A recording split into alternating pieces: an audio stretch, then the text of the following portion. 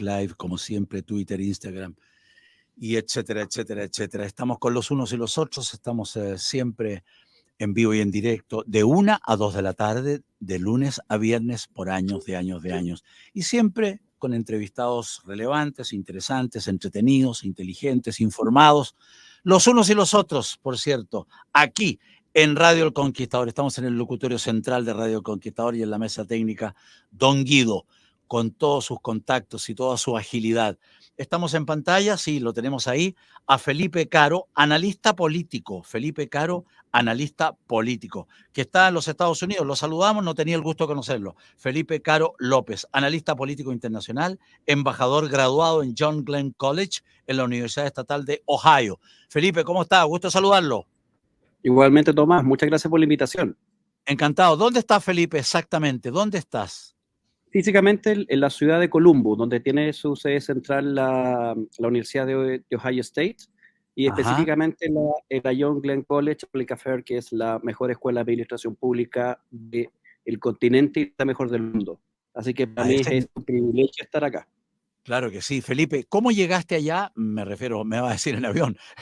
¿Cómo llegaste allá? ¿Por qué llegaste allá? ¿Cuál ha sido tu recorrido profesional, tu recorrido como emprendedor, como analista político finalmente? Tu carrera. Yo trabajé muchos años en funcionario público. En paralelo estuve haciendo muchos estudios. Lamentablemente en Chile es difícil dedicarse de manera profesional, o sea, de manera completa a los estudios y que no tienes muchos recursos financieros. Así que yo soy administrador público de la Universidad de Chile. En una primera etapa estudié un máster en ciencia política, posteriormente un máster en pedagogía universitaria, empecé a hacer clases en algunas universidades mientras trabajaba en el mundo público, fundamentalmente en el área de la sustentabilidad y el cambio climático a través de la plataforma de la Corfo.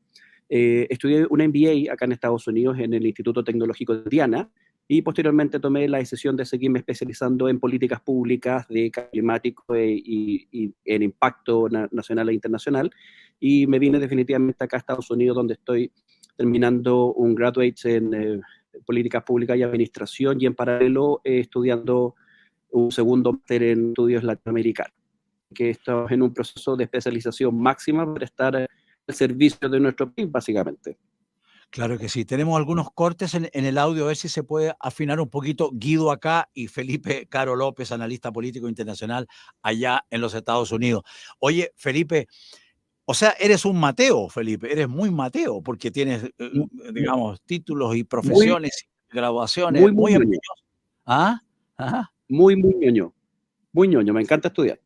Te encanta estudiar, ¿eh? Qué bueno oírlo, qué bueno tener en pantalla a alguien, comillas, que le interese y que le importe y que le encante estudiar. Un ejemplo, Felipe, no me cabe ninguna duda.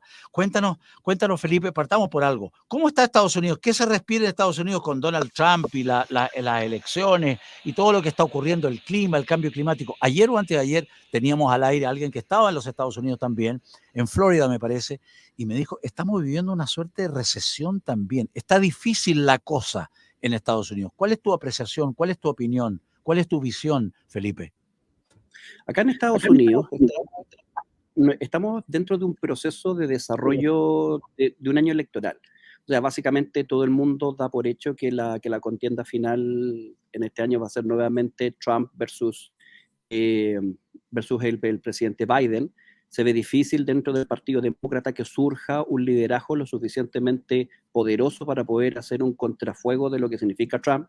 Ya con la bajada del gobernador de Florida, DeSantis, el fin de semana pasado, se allana perfectamente el camino para que él sea el candidato del Partido Republicano. El gran problema que tiene Joe Biden, recordemos que el voto acá en Estados Unidos es voluntario, el gran problema que tiene Joe Biden es poder nuevamente seducir al votante de centro izquierda, al votante progresista acá en Estados Unidos, básicamente porque se produjo una fractura muy fuerte dentro de los partidarios del Partido Republicano por la guerra y el accionar a Israel con Palestina este último tiempo. Entonces, el gran soporte que le ha dado el gobierno de Biden al gobierno de Netanyahu claramente le ha traído consecuencias internas dentro de sus propios partidarios, lo cual hace prever que mucha gente que votó por Biden en el proceso electoral anterior, esta vez no vaya a votar, lo cual significa claramente una ventaja comparativa bien interesante y bien poderosa para Trump.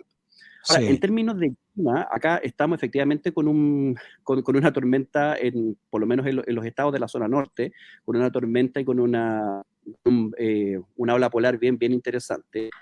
Y agarrándome de eso, acá en Estados Unidos en realidad, Tomás, están implementando un proceso de transformación tecnológica y energética justamente para intentar dejar de depender de los combustibles fósiles desde una perspectiva netamente geopolítica. Esto no se trata Ya, de un tema de cambio climático. Y en este ya. sentido, no sé si tú recuerdas que hace un par de meses atrás el presidente Boric tuvo una visita con el presidente Biden y nosotros nos quedamos con la fotografía de que el presidente fue sin corbata.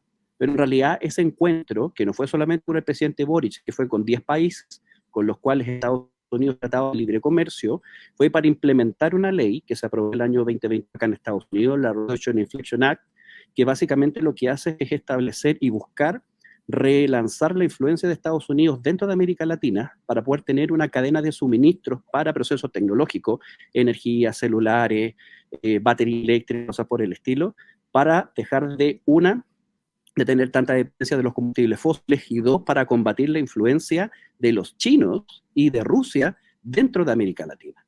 Ajá. Entonces, en realidad, nosotros nos quedamos con una pequeña parte de lo que significó ese encuentro de liderazgo latinoamericano, pero acá Estados Unidos ya partió una batalla tecnológica en contra de la influencia china. Se aprobó la ley del chip, que básicamente lo que hace es prohibir que tecnología china, que plataformas chinas lleguen a Estados Unidos, y está de manera constante junto con otros aliados, como por ejemplo Canadá, baneando o sea, sacando del comercio y del control de empresas estratégicas en temas de minería, en temas de energía, a capitales chinos. O sea, nosotros actualmente creo que no hemos dimensionado bien cómo se está desarrollando una conflictividad por la influencia geopolítica internacional y cuál va a ser el rol de Chile en el futuro, esperando que nuestra estrategia, sobre todo con hidrógeno verde, con la venta del cobre, con la venta del litio, se transformó en una situación bien estratégica para poder impulsar todos los procesos de transformación tecnológica y fundamentalmente esta transición de dejar de utilizar combustibles fósiles como una forma de tener autonomía energética.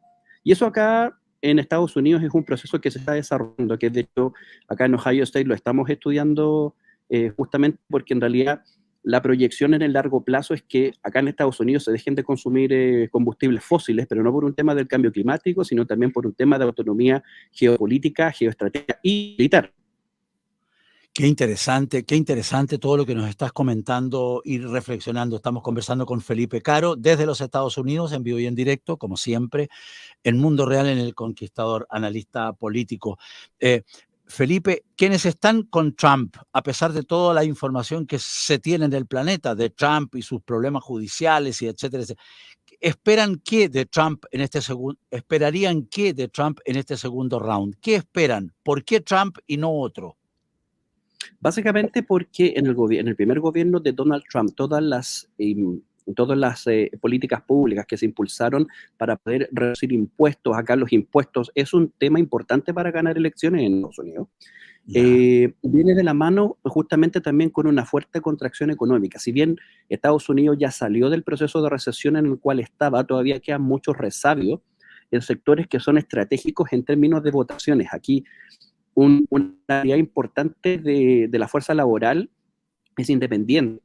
Y se ve reflejado principalmente en lo que es la parte del transporte. Acá el gremio de los camiones es poderosísimo.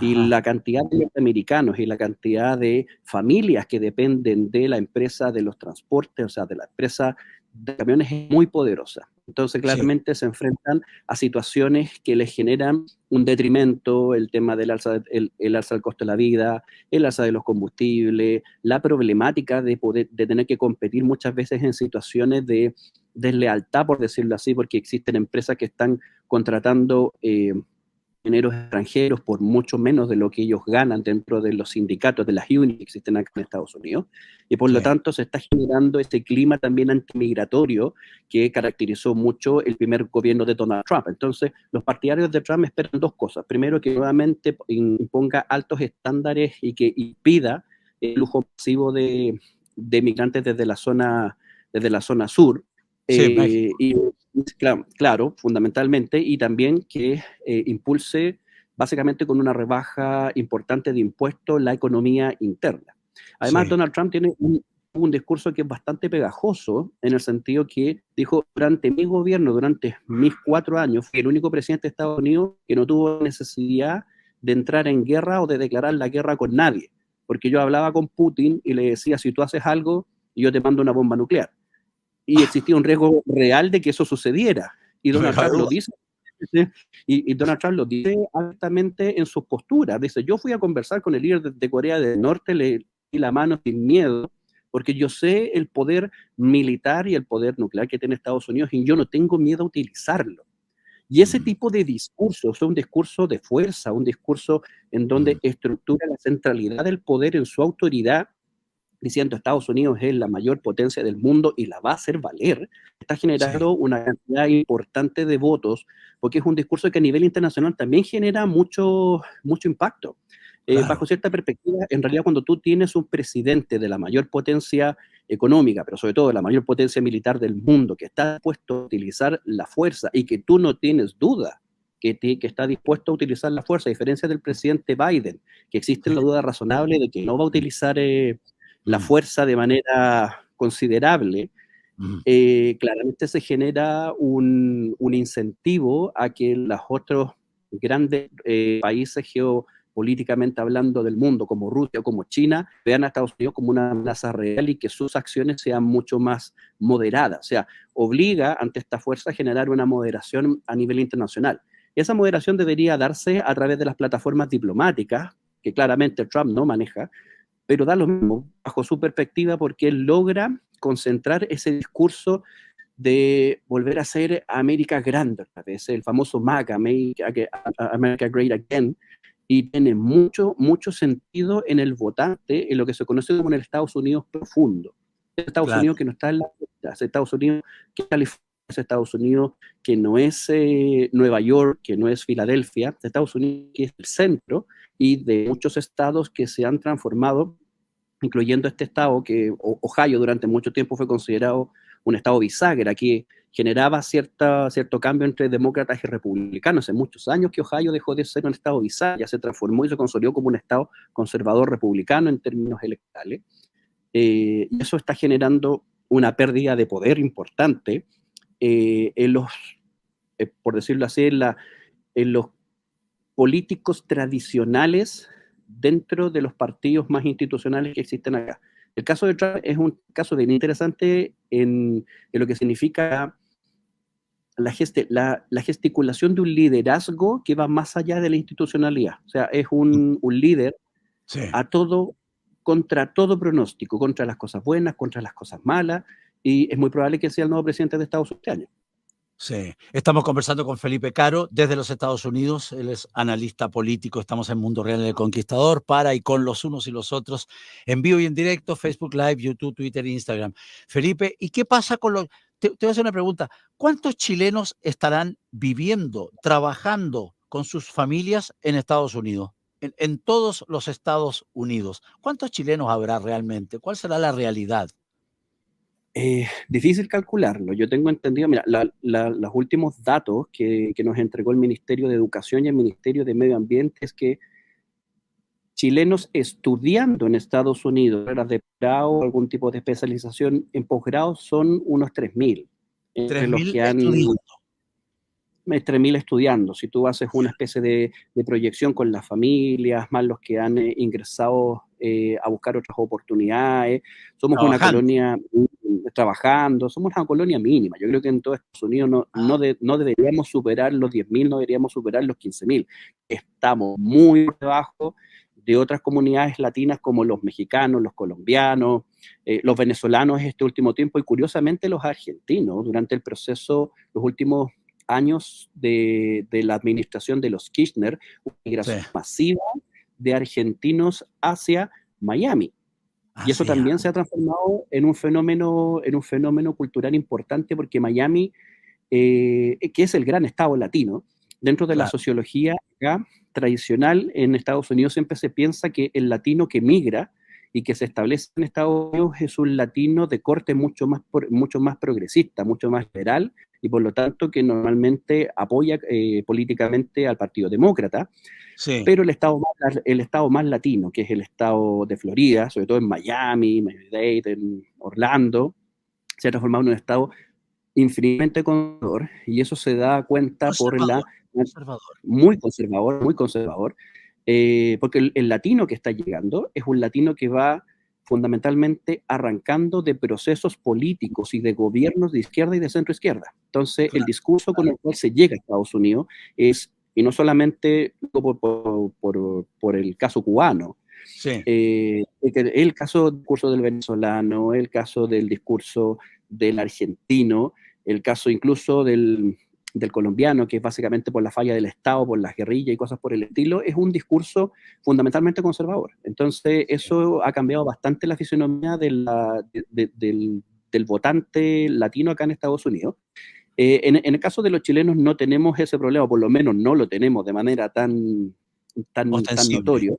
Sí. Claro, pero nosotros somos una comunidad ínfima. O sea, de hecho, acá en todo Ohio State, que es una universidad gigantesca, aquí somos 60.000 estudiantes, pero aproximadamente unos 4.000 son extranjeros y la inmensa mayoría son chinos, latinos, no somos más de 500, y de esos latinos creo que somos 4 o 5 chilenos, y repartidos en distintas facultades y repartidos en distintas carreras. Por lo tanto, a varios yo no los conozco, sé que existen, pero no he tenido la posibilidad de conversar con ellos. Acá lo que es presente, muy presente, es el migrante mexicano, los hijos de migrantes mexicanos, y sobre todo centroamericanos y del Caribe, República Dominicana, Guatemala, Nicaragua, Cuba, sin lugar a dudas. Felipe, nos queda exactamente 1 minuto y medio. Quiero preguntarte, ¿Chile es noticia, es comentario, es reflexión en algún momento de los Estados Unidos, en algún estado de los Estados Unidos, en los ciudadanos comunes y corrientes de a pie, ¿no es cierto? ¿Alguien menciona a Chile en alguna dirección o faceta o nada de nada? Muy poco. Los grandes referentes latinoamericanos son Brasil y Argentina. Esos son los fenómenos políticos con los cuales se caracteriza América Latina, más México. Pero México tiene un estatus distinto dentro de lo que es acá en Estados Unidos. Así que Chile he estudiado, sin lugar a duda, como un caso bien particular, sobre todo ahora que somos el único país del mundo, es el único país del mundo que rechazó 2 propuestas constitucionales seguidas.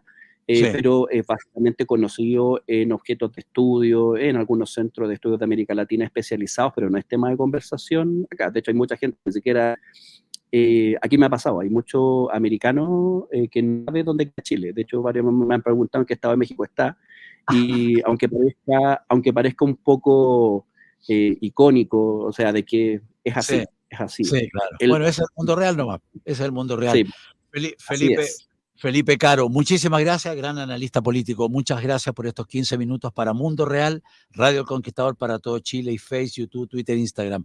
Muchas gracias, Felipe, y volveremos a conversar. Muy amable, gracias.